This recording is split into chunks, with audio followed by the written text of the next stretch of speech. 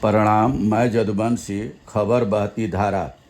दिल्ली के जंतर मंतर से शुरू हुआ जेएनयू आंदोलन नीट परीक्षा तक सिमटा नहीं रहा। जब भी संस्थाएं युवाओं की बात सुनना बंद कर देती है तो विरोध केवल एक मांग तक नहीं रह जाता, वह बृहत्तर रूप में लोकतांत्रिक भागीदारी और सम्मान की मांग बन जाता है। लोकतंत्र को सिर्फ पैमाने पर नहीं परखा जाता है कि लोग सरकार के साथ हैं या नहीं, बल्कि यह भी देखा जाता है कि असहमति रखने वालों के साथ कैसा व्यवहार किया जाता है। जेएनयू आंदोलन ने एक बार फिर यह साबित किया है कि कोई आंदोलन भले ही एक सवाल से शुरू होता है, लेकिन उस सवाल का जवाब देने में देरी कर दी गई तो वही व्यवस्था के लिए चुनौती बन जाता है। आज जब जेएनयू पीढ़ी भाजपा को चुनौती दे चुकी है तो सवाल है कि उसके सहयोगी दल क्यों चुप हैं।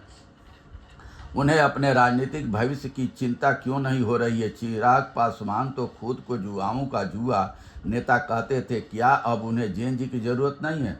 जनता दल एकीकृत के सभी शुरुआती नेता जेपी के समय के छात्र आंदोलन की उपज रहे हैं। विद्यार्थी से नेता बने नीतीश कुमार को क्या अपने पुत्र के सिवा किसी और युवा की जरूरत नहीं है। राष्ट्रीय लोक मोर्चा के उपेंद्र कुशवाहा ने सभी नैतिक मर्यादाओं को ताक पर रखकर अपने बेटे को मंत्री तो बना दिया, लेकिन क्या उन्हें बिहार की राजनीति में युवाओं की अहमियत का पता नहीं। आंध्र प्रदेश में चंद्रबाबू नायडू क्या सोच रहे हैं। अब जब जनता भाजपा के खिलाफ बगावत कर सकती है तो सहयोगी दलों को चुप रहने के लिए क्यों माफ करेगी। तृणमूल कांग्रेस को जो विधानसभा के चुनाव के बाद गुमनाम एनसीपीआई का हिस्सा बनकर राष्ट्रीय जनतांत्रिक गठबंधन सरकार का हिस्सा हो गए, अगले चुनाव में युवाओं के सामने किस मुंह से खड़े होंगे। तृणमूल के नेता तो लोकसभा चुनाव या राज्यसभा के जरिए संसद में आए थे, फिर विधानसभा चुनाव हारने के बाद उनमें क्यों भगदड़ मच गई। आपने अपने मतदाताओं को क्यों धोखा दिया। सवाल है कि जब भाजपा की अपनी हालत खराब होने लगेगी तो सहयोगियों के लिए कितना सोचेगी। युवा किसानों के सवालों का जयंत चौधरी क्या जवाब देंगे।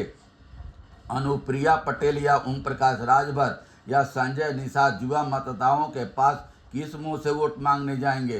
राघव चड्ढा जो एक समय जेएनयू वाले रुतबे के साथ थे, अभी अनुभवी वृद्ध की तरह सोचकर खुश हैं कि एक चुप 100 सुख, लेकिन चुप्पी से आप कितने दिनों तक सुख हासिल कर लेंगे। नीतीश कुमार का पुत्र, उपेंद्र कुशवाहा का पुत्र, नायडू पुत्र, सभी के पुत्र इसलिए चुप हैं क्योंकि उनके पिताजी ने अपनी संतानों के राजनीतिक भविष्य के लिए देश भर के युवाओं के लिए चुप्पी साध ली है। भाजपा के साथ सहयोगी बने क्षेत्रीय छत पर तो मानो यूं ऐलान कर रहे हैं कि न तो उन्हें जेएनयू की जरूरत है और न जनता के अन्य वर्ग की। उन्हें इस बात की खुशबू है कि भाजपा अब चुनाव हारेगी ही नहीं और वे उसके सहयोगी बनकर सत्ता का सुख लेते रहेंगे। उनकी इसी राजनीतिक सुविधा भोगी वाली सोच कल उन्हें जनता के सामने कुत्ता बिल्ली सरीखा ही बना देगी।